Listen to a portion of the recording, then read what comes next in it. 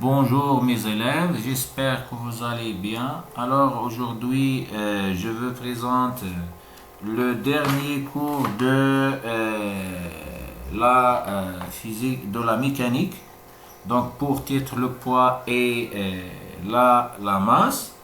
Alors dans la vie courante, on confond les notions de masse et de poids. Alors qu'en physique, ces deux notions sont bien différentes. Donc dans ce cours, Inch'Allah, on va voir la notion de poids et ses caractéristiques, la différence entre la masse et le poids et la relation entre le poids et la masse. Très bien. Donc, on va commencer par la notion de poids et ses caractéristiques. Donc, activité. Donc, cette activité est une activité expérimentale. Alors, dans cette activité, on suspend un ballon à un fil et ensuite, on brûle avec une allumette le fil. Alors, et le ballon tombe sur la terre. Donc, la question dit quelle est la force qui conduit à la chute du ballon. La question 2 dit déterminer les caractéristiques de cette force. Je répète, donc on suspend le ballon à un fil et ensuite on brûle le fil avec une allumette et on observe que le ballon tombe sur la terre. Donc la question dit quelle est la force qui conduit à la chute du ballon. Question 2, déterminer les caractéristiques de cette force. Donc voilà la figure, donc on va répondre à ces questions. Donc, regardez ici. Donc, dans ce cas, le ballon se défie de combien de forces dans ce cas? Et se défie de deux forces. La force appliquée par le fil sur le ballon et la force appliquée par la terre sur le ballon.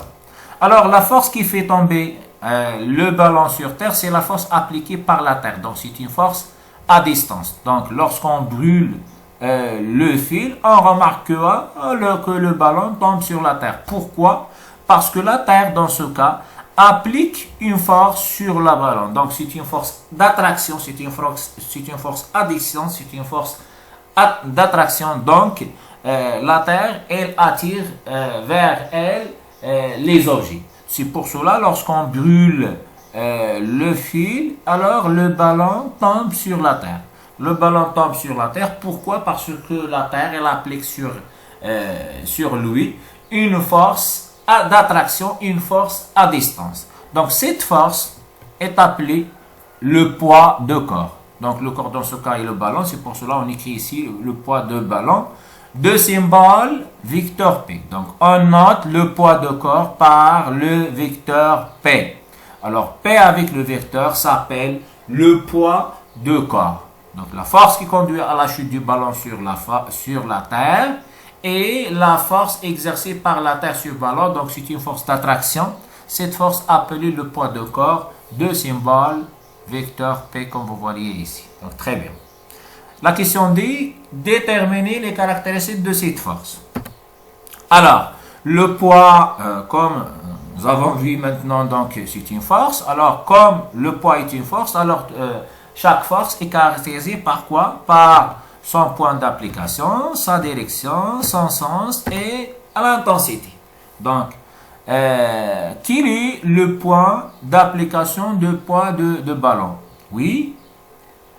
Donc, regardez bien ici. Donc, le poids de corps est une force à distance. Et on sait bien que le point d'application d'une force à distance est le centre géométrique de receveur. C'est-à-dire, dans ce cas, le receveur est le ballon. Donc, le point d'application de la force appliquée par la terre sur le ballon, c'est-à-dire de poids de ballon, c'est le centre géométrique du ballon, c'est le point G. Alors, ce point est appelé le centre de gravité. Alors, le centre de gravité, notez toujours G, comme ça, G par la lettre, on note le centre de gravité par la lettre G. Alors, le point d'application de la force P, c'est le point G, c'est le centre de gravité. Maintenant, la droite d'action. La droite d'action est donc la droite d'action d'une force est une droite d'une droite. Dans ce cas, c'est une droite verticale. Donc, c'est la droite verticale. Comme vous voyez ici, toujours la droite d'action passe par le point d'application. Alors, la droite d'action de P, c'est quoi? De force de poids, c'est la droite verticale passant par le centre de gravité et le centre de la Terre. Donc, c'est cette droite. C'est la droite verticale, toujours. La droite d'action de la force de poids d'un corps, c'est la droite verticale passant par le centre de gravité du corps et le centre de la Terre. Dans ce cas, c'est la droite verticale qui passe par G, le centre de gravité du ballon, et le centre de la Terre. Le sens de la force P, c'est de haut vers le bas, ou bien toujours on utilise l'expression de point d'application vers le bas, vers le haut. Donc de G vers le bas. Pourquoi? Parce que le ballon tombe de haut vers le bas. Donc c'est de G vers le bas ou bien de haut vers le bas. L'intensité. L'intensité est une grandeur physique mesurée avec le dynamomètre. Donc l'intensité de force de poids, donc son note P, il s'exprime en newton et se mesure avec le dynamomètre. Donc voilà. Alors le poids d'un objet, en général, est la force exercée par la Terre sur cet objet. C'est une force d'attraction. Pardon. Cette force notée par le vecteur P est l'action responsable de la chute de tout objet au voisinage de la Terre. Donc lorsqu'on lâche par exemple dans l'espace comme ça un tel objet sans vitesse initiale, on remarque qu'il tombe sur la Terre. Pourquoi? Parce que la Terre, elle attire vers elle tous les objets. Pourquoi? Parce qu'il exerce sur les objets une force d'attraction. Cette force appelée le poids d'un objet est notée par le vecteur P. Alors, les caractéristiques du poids d'un objet sont le point d'application, comme nous avons vu, c'est le centre de gravité du poids, noté G. La droite d'action, c'est toujours la droite verticale qui passe par le centre de gravité, c'est-à-dire par G et le centre de la Terre. Le sens, soit de G vers le bas ou bien de haut vers le bas. L'intensité se note P. Il s'exprime en newton et se mesure avec le dynamomètre. Maintenant, on va faire une application. Donc, on suspend un corps solide S à un dynamomètre, comme vous voyez ici. Donc, voilà le dynamomètre, voilà le corps S. La question 1 dit faire le bilan des forces exercées sur le corps. Question 2, déterminer les caractéristiques du poids de corps S. Question 3, représenter le poids de corps S en utilisant l'échelle 1 cm équivalent à 1 newton. Très bien. Donc, voilà la figure. Donc, dans ce cas, on va faire le bilan des forces exercées sur le corps S. Donc, le corps X, comme vous voyez ici, est suivi de deux forces. La force appliquée par le fil de dynamomètre sur le corps S. Et la force de poids, c'est le poids de corps X ou bien c'est la force appliquée par la Terre sur le corps S. Donc, le corps S, dans ce cas, est en équilibre. Et en équilibre, suivi de deux forces. La force appliquée par le fil et le poids de corps S. Donc, tout d'abord, avant de déterminer les forces, on détermine ce qu'on appelle le système d'étude. Donc, le système d'étude, c'est le corps S. Le système d'étude, c'est le corps S. Donc, le corps S est suivi de la force exercée par le fil du dynamomètre, noté par le vecteur F. Et le poids de corps, noté par le vecteur P, c'est la force appliquée par la Terre sur le corps S. La première force, c'est-à-dire la force exercée par le fil du dynamomètre, est une force de contact localisée. La deuxième force, c'est une force à distance. Très bien. La question 2 dit déterminer les caractéristiques du poids du corps S, c'est-à-dire déterminer les caractéristiques de la force P. Très bien. Alors, on va dresser le tableau des caractéristiques. Donc, regardez bien, la force P, le point d'application, droite d'action, le sens et l'intensité. Alors, comme nous avons vu, donc le point d'application du poids de corps, c'est le centre de gravité de corps S. Et c'est le point G. C'est le point G ici. Donc, on voit ici. Donc, regardez ici. Donc, voilà le point G. Le point G est le centre de gravité de corps S. Donc, c'est le point d'application de poids de corps S. La droite d'action, c'est toujours la droite verticale passant par G, par le centre de gravité et le centre de la Terre. Dans ce cas, vous voyez ici, A et G sont deux points alignés. Donc, la droite passant par G, la droite verticale passant par G et par le centre de la Terre, elle va passer par le point A. Pourquoi? Parce que A et G sont deux points alignés. Donc, on va l'appeler la droite AG. Le sens, comme nous avons vu, donc le sens de poids d'un corps, c'est toujours de haut vers le bas ou bien de G vers le bas, donc on écrit de G vers le bas. L'intensité ici, donc l'intensité, regardez le dynamomètre, indique la valeur 2. Alors, cette valeur, c'est la force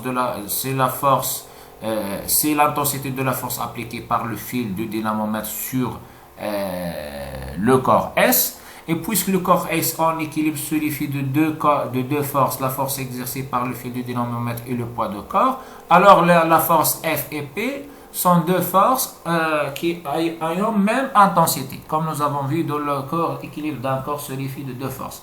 Alors, les deux forces ont même intensité. Donc, on écrit ici P est égal à 2 newtons. Donc, l'intensité du poids de ce corps, c'est P est égal à 2 newtons. Alors, la question 3 dit représenter le poids du corps en utilisant l'échelle en centimètres équivalent à 1 newton. Donc, pour représenter le poids de corps S, c'est-à-dire le vecteur, la force P, alors on va tout d'abord déterminer la longueur de vecteur P, c'est-à-dire la longueur de la flèche. Donc, représentation de P, donc on applique la règle de 3, 1 cm équivalent à 1 newton, donc nous avons ici 2 newtons, donc X est équivalent à 2 newtons. Alors, X est égal à 2 fois 1 sur 1, donc on trouve que X est égal à 2 cm, donc on représente le vecteur P par une flèche de longueur 2 cm. Alors, bien sûr, nous établirons la correspondance suivante, donc l'origine de vecteur P et le point d'application c'est-à-dire le point G, la direction de P et la droite d'action, c'est-à-dire la droite AG, le sens de P de vecteur PC de G vers le bas et la longueur de la flèche est 2 cm. Donc on trace une flèche d'extrémité G et de sens vers le bas de longueur 2 cm comme ça et on écrit P comme ça. Donc voilà la représentation du poids de deux corps. Très bien. J'espère que vous avez bien compris. Maintenant, on va voir la différence entre le poids et la masse. Donc, la masse, comme vous avez vu au première année du collège, donc la masse est une grandeur physique. Donc, la masse est une grandeur physique mesurable qui caractérise la quantité de matière contenue dans cet objet. Donc, c'est-à-dire quoi? C'est-à-dire que la masse caractérise, regardez ici, donc caractérise la quantité de matière, c'est-à-dire le nombre des particules qui constituent l'objet, c'est-à-dire le nombre des particules, c'est-à-dire le nombre des atomes ou bien des molécules qui constituent l'objet. Donc voilà qu'est-ce que ça veut dire la masse. La masse est une grandeur physique mesurable, caractérise la quantité de matière, c'est-à-dire le nombre des particules, le nombre des atomes ou bien des molécules contenues dans cet objet. On la note par la lettre M minuscule, comme vous voyez ici. Son unité internationale est le kilogramme noté kg. Pour mesurer la masse d'un objet, on utilise la balance, soit la balance de Roverval ou bien la balance électronique. Alors, la masse est une grandeur invariable. Donc, invariable, ne change pas. Par exemple, 1 kg en Martil est égal à 1 kg à Tétouan, 1 kg à Casablanca, 1 kg par exemple à Madrid, etc. Donc, 1 kg sur la Lune, 1 kg sur notre astre. Donc, la masse invariable reste constante, c'est clair, ne dépend pas de lieu. Donc, lorsqu'on déplace encore d'un lieu vers un autre, donc sa masse reste constante, ne change pas. Très bien. Alors, le poids d'un objet. Le poids d'un objet, comme nous avons vu, est une force à distance exercée par la Terre sur cet objet, donc notée par le vecteur P. L'intensité de poids se mesure avec le dynamomètre et s'exprime en newton. Alors, regardez bien, donc il faut distinguer entre la masse et le poids. Donc, la masse est une grandeur physique qui caractérise la quantité de matière, donc c'est une grandeur invariable. Alors, comme nous allons voir, comme nous allons voir plus tard, le poids varie. Le poids varie lorsqu'on change, par exemple, de lieu. Donc, lorsqu'on change de lieu, alors le poids d'un corps se change, c'est clair. Donc, le poids d'un objet est une force, alors que la masse caractérise la quantité de la matière. Donc, voilà la différence. On note la masse par la lettre M et le poids par la lettre Pi. Donc, voilà.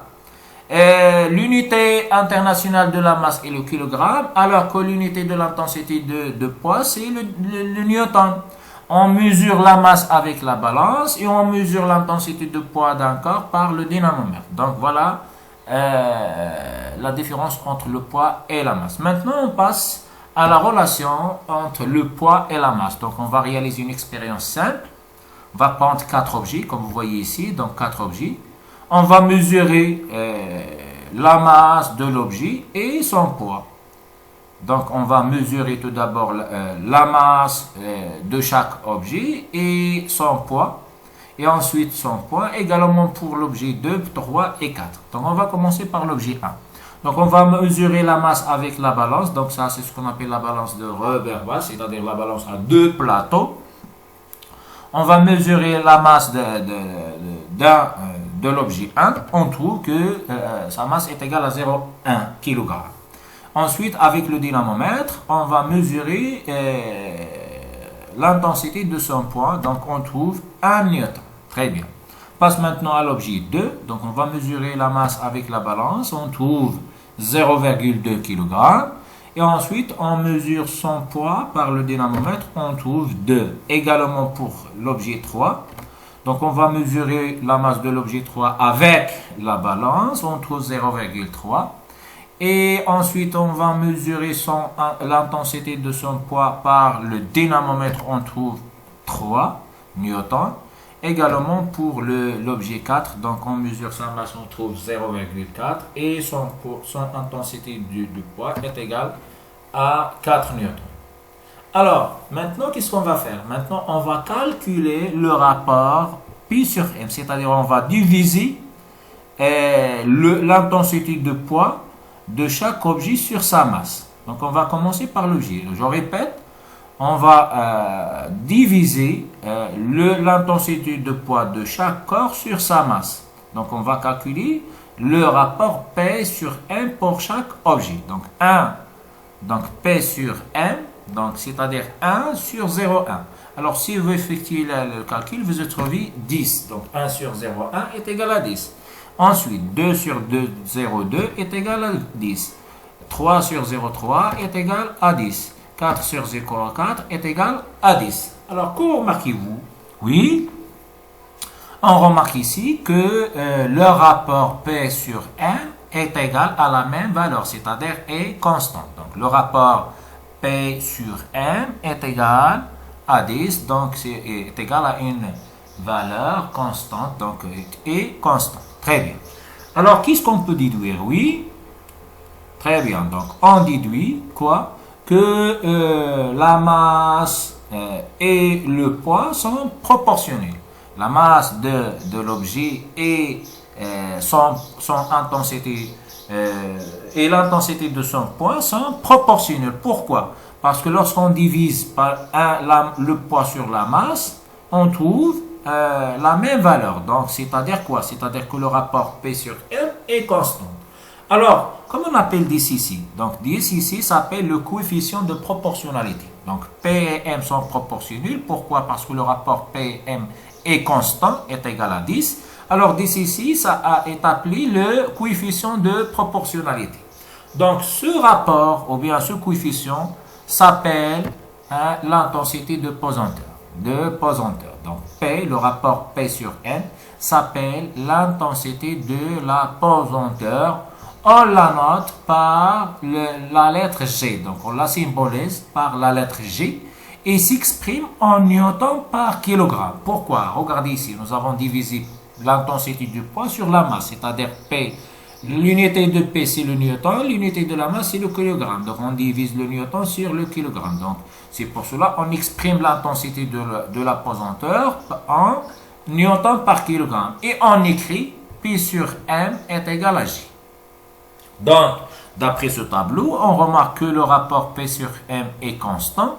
Alors, on dit que le poids d'un objet est proportionnel à sa masse. Pourquoi? Parce que lorsqu'on divise le poids sur la masse, on trouve la même valeur. Donc, on déduit que le poids d'un objet est proportionnel à sa masse. Alors, le rapport P sur M, c'est-à-dire le coefficient de proportionnalité, il s'appelle comment? Il s'appelle l'intensité de la pesanteur. On la note par la lettre G. Donc, on la symbolise par la lettre G comme ça. Il s'exprime en newton par kilogramme et on écrit P sur M est égal à G. Donc, on déduit, d'après cette formule, on déduit que P est égal à M multiplié par G. Donc, voilà la relation générale qui relie le poids d'un objet et sa masse. Donc, P est égal à quoi? Le P est égal à 1 fois G. Avec P, c'est l'intensité du poids de l'objet exprimé en newton. M, c'est la masse de l'objet exprimée en kilogrammes. Et G, c'est l'intensité de pesanteur en newton par kilogramme ou bien en newton multiplié par le kilogramme moins 1. Très bien.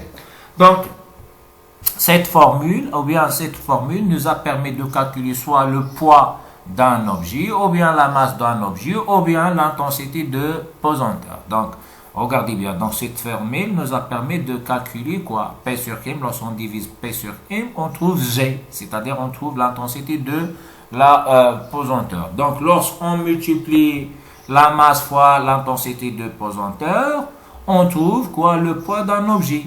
Et lorsqu'on veut calculer la masse, il suffit de diviser le poids d'un objet sur l'intensité de la pesanteur. Très bien.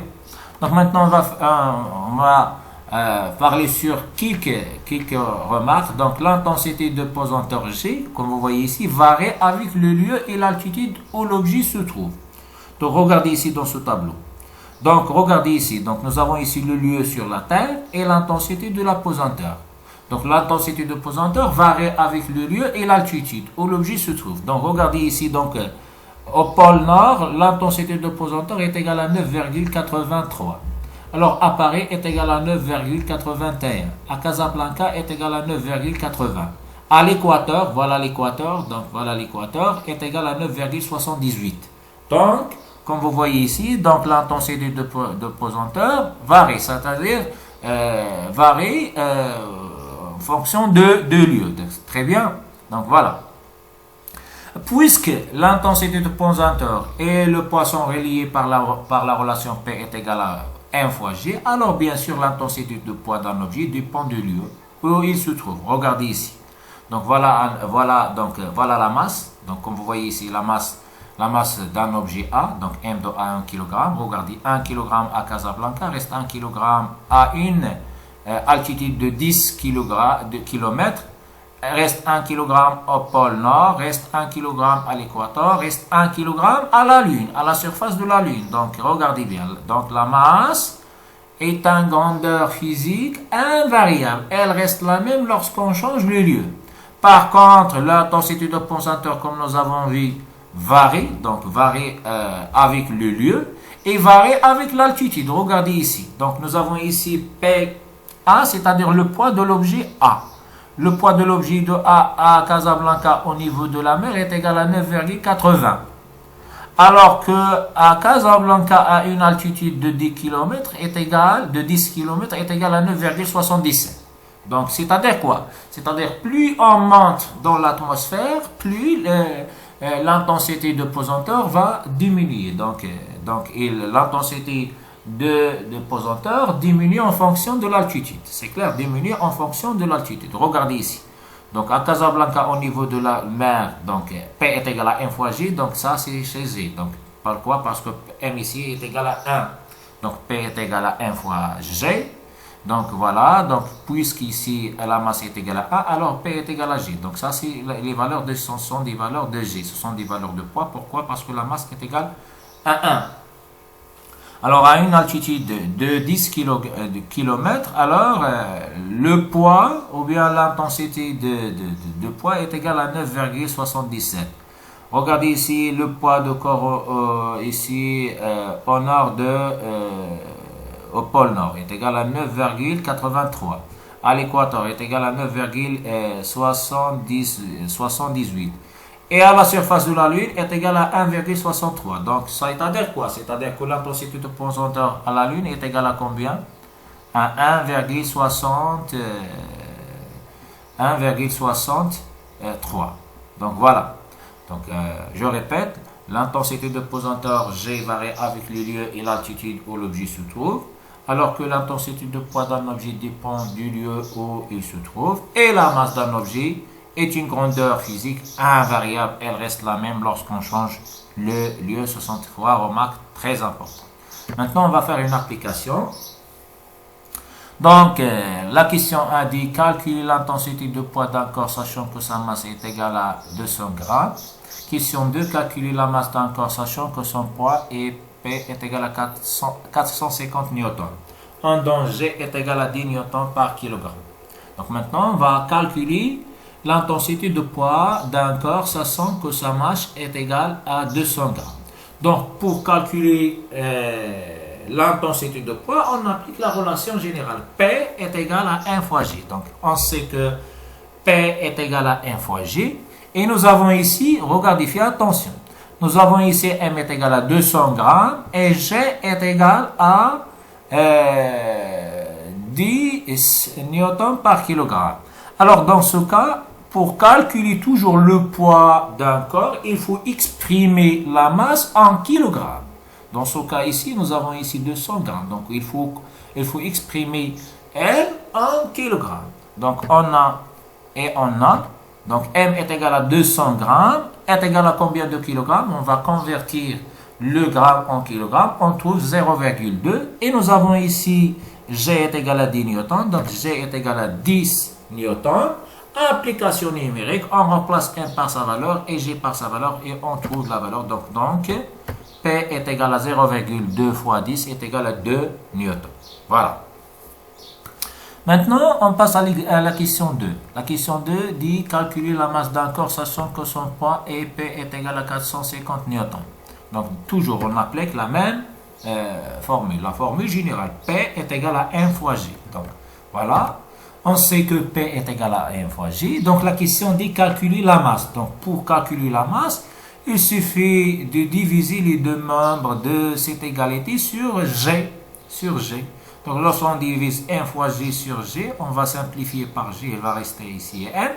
Et P sur G, il va me donner P sur G. Donc, la masse est égale à quoi? La masse est égale à P sur G. Donc, voilà l'expression qui nous a permis de calculer la masse de ce corps. Donc, nous avons ici l'intensité de poids est égale à 450 newtons et l'intensité de la pesanteur. Donc, nous avons ici P est égal à 450 newtons et G est égal à 10 newtons par kilogramme. Maintenant, on va faire l'application numérique. On remplace P par sa valeur et G par sa valeur. On trouve que la masse de ce corps est égale à 45 kg. Alors, j'espère que vous avez bien compris. Alors, maintenant, je vais vous donner des exercices à faire. Donc, s'il vous plaît, effectuez l'exercice 1, 2, 4, 5 et 6, page 119, 6, 7, 8, 9, page 120 et l'exercice 11, page 121. J'espère que vous avez bien compris. Donc, on va faire la correction à la prochaine vidéo. Effectuez les exercices, s'il vous plaît. Et merci de votre attention.